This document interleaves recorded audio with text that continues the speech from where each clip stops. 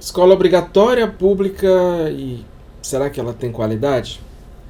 É cada vez mais comum as pessoas discutirem e debaterem política, né, no nosso país. Estamos vivendo uma época de ocupações de escolas.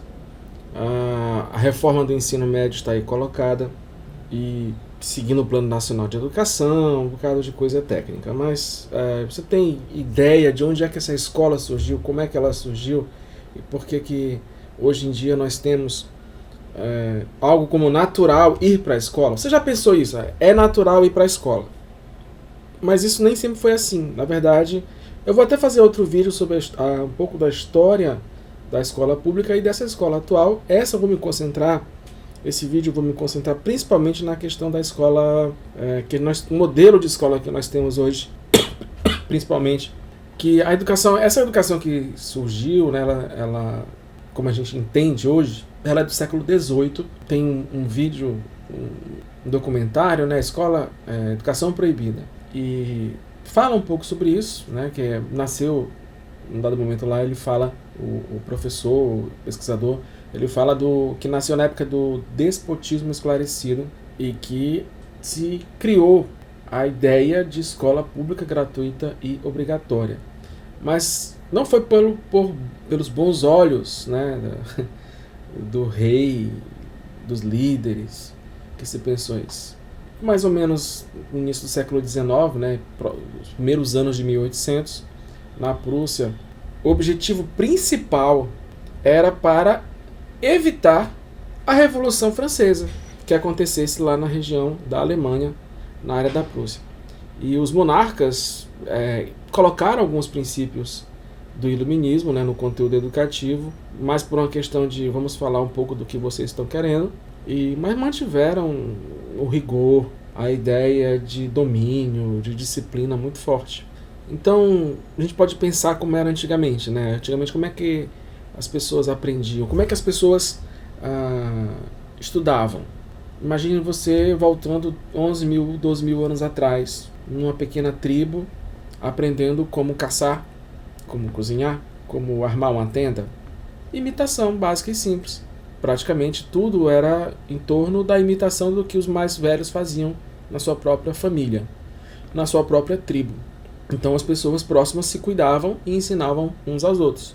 Então essa forma de aprender era bem comum, e ela veio modificando, veio trazendo para os dias de hoje uma forma diferente de educação, em que a imitação já não é mais simplesmente o que você vai aprender ao longo da sua vida, mas você também vai entrar numa instituição e vai aprender coisas que essa instituição lhe impõe.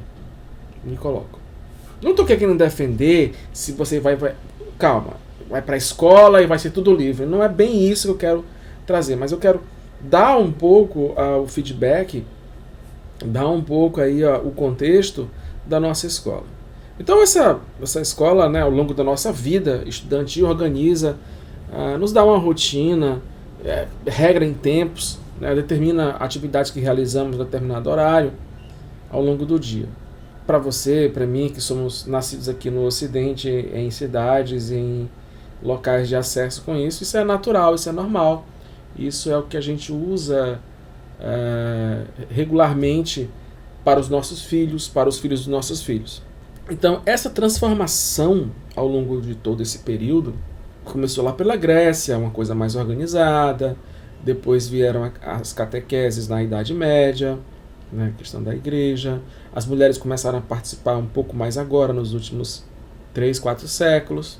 Esse projeto de escola que é custeada pelo Estado, então, ou seja, as pessoas pagam os impostos e parte desses impostos, que são obrigatórios, faz com que possamos criar instituições que são obrigatórias. Proporcionar, então, para esse povo que paga impostos, os pagadores de impostos, aos seus filhos, a possibilidade de uma educação no qual normalmente é o Estado, o município, a federação, né, determina na força da lei a educação para todos. E é um projeto jurídico, é um projeto de nação que se espalhou bastante, foi muito utilizado por regimes ditatoriais, e hoje em dia, como os regimes democráticos também, eles têm isso como forma de organização. O que é meio contraditório, né? Algo obrigatório na democracia, mas é isso. Mas é isso que está aí. E essa obrigatoriedade, ela é tão forte que se os filhos não forem para a escola, os pais podem pagar. Os responsáveis devem pagar. Então, se eu, por exemplo, não quiser que meu filho estude, posso estar prejudicando meu filho? Pode ser que esteja prejudicando meu filho. Mas por que essa instituição ela tem que me obrigar a isso? Então, perceba que a liberdade individual ela vai sendo retirada em nome de um coletivo, de uma ideia coletiva de educação, o melhor para você. E é difícil, né, esse negócio. As pessoas que dizem que querem ser o melhor, normalmente elas querem o melhor dela, ou pelo menos a sua forma de ver o mundo dominando todos os outros. Então, essa obrigação de frequentar a escola do Estado, né, ou uma escola aprovada por ele, né, como são as escolas particulares, visam controlar a educação de uma forma geral.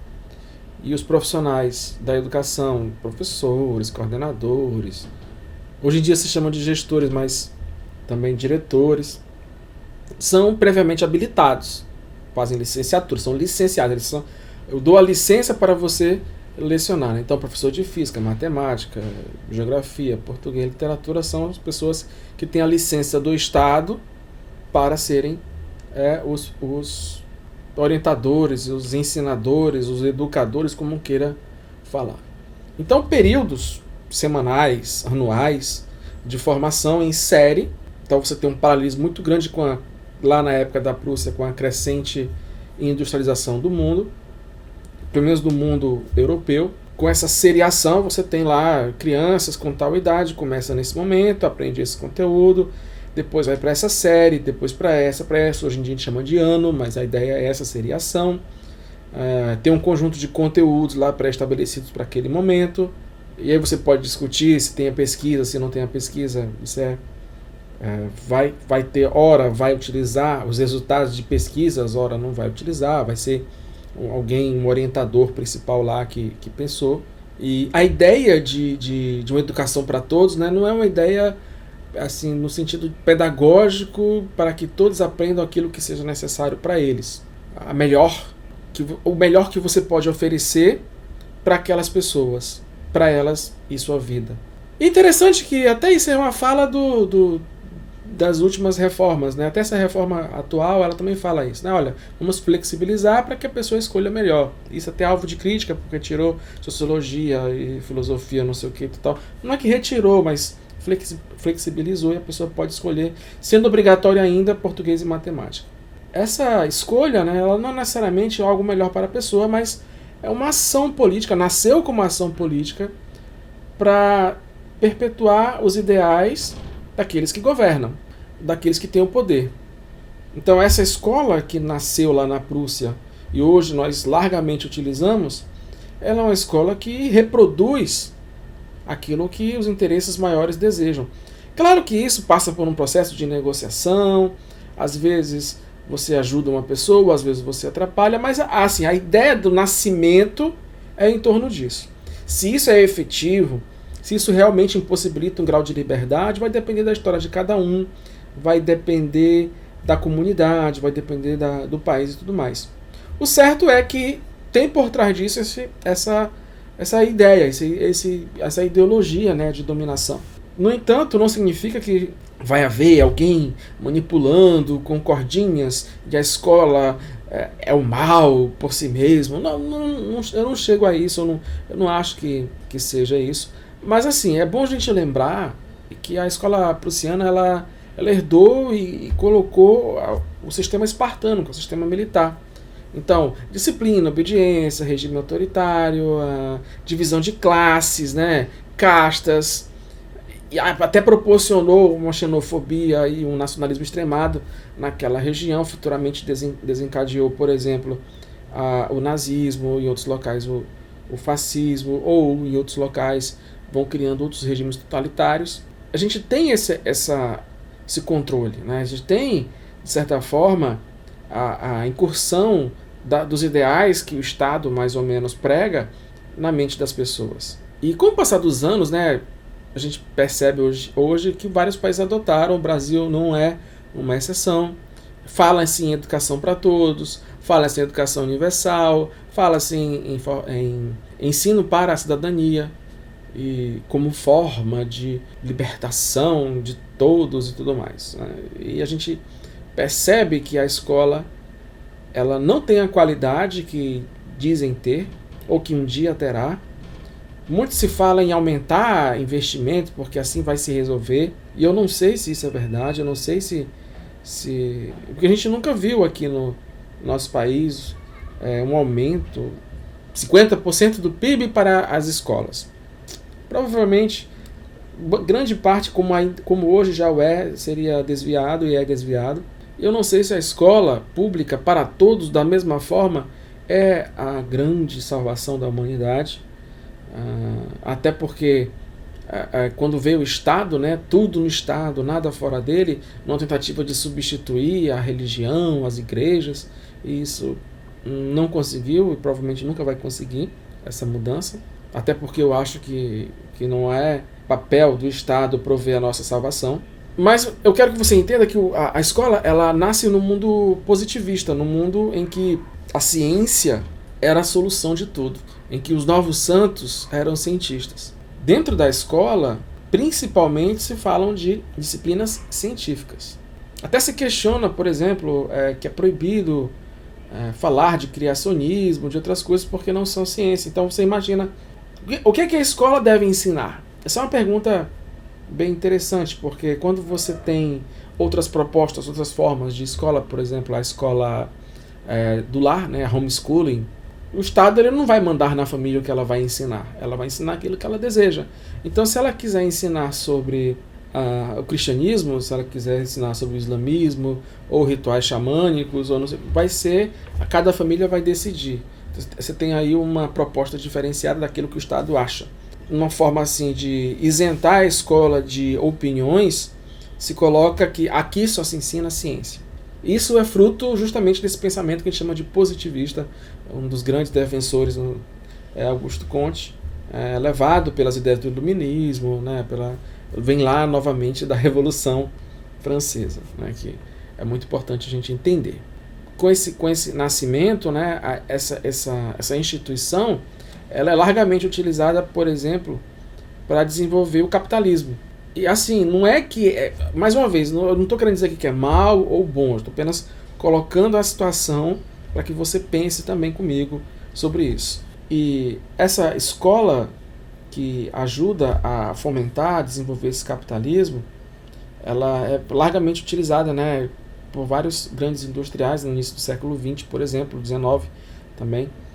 Deixa eu ver aqui, a J.P. Morgan, Henry Ford, John Rockefeller, são os carinhas que financiaram largamente a escola nos Estados Unidos, por exemplo, dando essa ideia de uma fábrica, né, onde se manufatura um produto. E esse produto passa por essa série e se desenvolve e acaba aprendendo uma quantidade de conteúdos necessários para que ele se insira no mercado de trabalho. Claro que uma pessoa, ao passar por isso, e as famílias mais pobres entendem largamente isso, vai proporcionar uma qualidade de vida mais interessante. Tanto é que, a partir de 1800, onde 90% da população vivia na absoluta miséria, e hoje em dia apenas 15 a 20% da população mundial, que aumentou drasticamente, vive na miséria, é bem interessante perceber que houve uma melhoria de fato. E se entende que a escola realmente proporciona alguma possibilidade de melhoria, né, de condições próprias, né, da família. Então, por exemplo, você observa os seus avós ou bisavós que tiveram pouco estudo e normalmente são mais pobres que seus pais que tiveram um pouco mais de estudo, que normalmente é mais pobre que os filhos ou os netos, que vão tendo... Normalmente as famílias vão melhorando ao longo das gerações. Alguns caem, outros levantam, mas na média, a partir de 1800, houve uma melhoria significativa do mundo, inclusive da escola. Essa popularização da escola está aí junto. E esse sistema educacional atual, é claro que ele reflete bastante aquela questão da disciplina e do autoritarismo. Não necessariamente que a disciplina seja algo ruim, mas que dentro da escola a estrutura rígida para comportar lá 1.500 crianças, ela é bem estabelecida, com sirenes, com horários, com filas para entrar, filas para sair, com a organização da autoridade, daqueles adultos responsáveis pelas crianças, né, que ficam naquele local, com fardamento, né, uniforme ou uniformização das pessoas, grades, muros, portões. Então, toda essa estrutura ela traz, né, ela tem aí um quê de autoritarismo, de estar diante de disciplinas. Bom ou ruim, não cabe aqui julgar, que existem casos e casos. Né? Por exemplo, nós temos os casos da Polícia Militar, do Exército, tomando conta de escolas e recuperando a autoestima, a cognição dos alunos. Nós temos casos de escolas super abertas, que também ajudam as crianças de uma certa forma a se desenvolver, como as escolas montessorianas e tudo mais. Então não existe uma formulazinha mágica. Eu acho que a grande questão é essa. Mas é preciso também ter cuidado com os extremos. Né? É preciso ter cuidado com uma fábrica de cidadãos obedientes, consumidores eficazes do modo de produção de venda, ou todo mundo se torna hippie, todo mundo se torna fazendeiro de maconha lá no interior de Goiás. Não é isso que a gente quer falar, mas a gente quer dar assim, uma forma de reflexão sobre isso.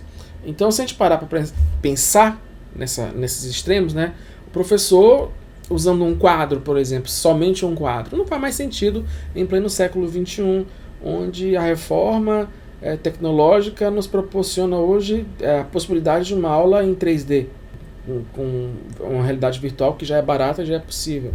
Só que não está nas escolas. Você faz um Google Card a R$30 ou menos, um bom Google Card, com um smartphone de R$200, R$300, ou um pouco mais caro, porque para comportar 3D, né, o vídeo em 3D tem que ser um pouquinho melhor a configuração. Então é possível uma criança visitar as pirâmides do Egito de forma tridimensional, o que antes era só possível em livros, ou antes nem era possível em livros, porque a imprensa não sequer existia.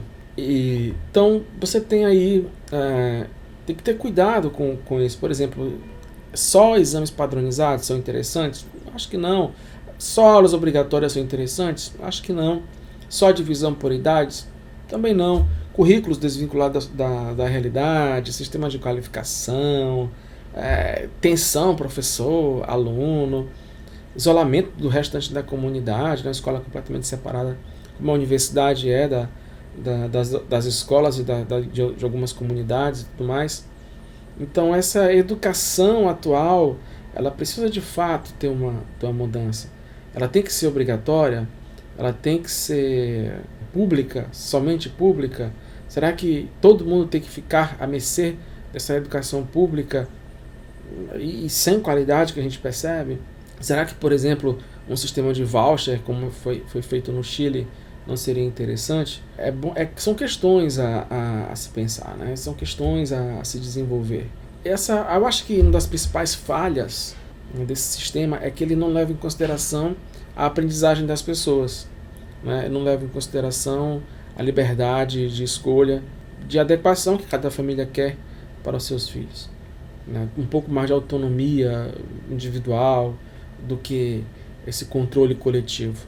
Pensar em superar essa ideia de grupo escolar em que todo mundo tem que pensar igual, todo mundo tem que ter aquela mesma caixinha de pensamento, é um desafio que nós temos na educação, é um desafio que nós precisamos pensar e nos desenvolvermos. E eu acho que cada um de nós temos que dar nossa contribuição, cada um de nós precisamos nos desenvolver intelectualmente, nos desenvolver reflexivamente sobre o mundo, sobre as coisas. Mas uma defesa que, evidentemente, que a escola, essa instituição, ela promove uma melhoria drástica na sociedade. Sociedades sem escolas, elas não conseguem ter um desenvolvimento intelectual e social tão interessante para os dias de hoje, para os padrões de hoje. Então a gente percebe ao comparar essa intensa discussão nas redes sociais, né? Acho que as redes sociais é um local onde as pessoas que não se conhecem falam, ouvem, veem coisas diferentes. Apesar de uma certa, a pessoa chama de bolha ideológica, né? Que você acaba vendo aquilo que você gosta, culpa da própria rede social, você percebe esse debate intenso, né? E você percebe o desnível de aprendizagem das pessoas quando uns usam argumentos melhores e uns usam argumentos não tão bons assim. Assim, essa minha ideia, se a escola tem que ser pública de qualidade obrigatória, evidentemente que ela precisa ter qualidade, qualquer que seja, mas ela precisa ser obrigatória? Em que sentido ser essa obrigação? Será que é preciso obrigar todo mundo nisso? Outras propostas de escola não seriam interessantes? Ou de aprendizagem não seriam interessantes? Ela tem que ser pública? Não sei também, eu acho que é um caminho muito grande. Tendo em vista como o nosso Estado se organiza, eu acho que não. Tendo em vista como, historicamente, a escola ela serve mais como um meio de condicionamento do que de libertação, eu acho que não. A gente tem muito que evoluir, tem muita coisa para melhorar. Atualmente eu penso que é preciso existir uma pluralidade de escolas, de formas de organização. Seja ela militar, seja ela religiosa, seja ela ateia, seja ela socialista, o que quer que seja. As famílias deveriam ter uma forma de se organizarem e escolherem aquilo que mais interessa. Evidentemente é preciso haver uma forma de sermos república, né? De termos a coisa pública, de termos uma convivência. Aí está aí os valores e a ética que nos ajudam a ter essa convivência e não nos matarmos sempre. Mas é preciso realmente a gente pensar em modelos mais multifacetados, né? Diversas faces, diversas formas de se organizar. É preciso que a própria escola internamente consiga se organizar para que ofereça situações em que uma pessoa que gosta de desenhar se desenvolva, uma pessoa que gosta de fazer uma escultura, ou gosta de cantar, ou gosta de se comunicar, ou gosta de matemática, ou consiga se expressar, consiga melhorar. Talvez uma escola com menos disciplinas obrigatórias e mais projetos e mais coisas livres e momentos de ócio produtivo, talvez seja mais interessante. Talvez uma escola que promova o livre pesquisar sobre os assuntos, tendo em vista que a internet está aí para nos ajudar essa comunicação, mas evidentemente nunca perder que a gente tem um compromisso não revelado, não dito, de nos manter coesos e de melhorar a sociedade no sentido talvez de preservar liberdades conseguidas, preservar a vida de um modo geral, preservar aquilo que nós conseguimos com a nossa família, as nossas propriedades, nossos conhecimentos, assim vai. E nesse sentido, eu acho que a gente precisa realmente se organizar melhor e fazer cada um a nossa parte.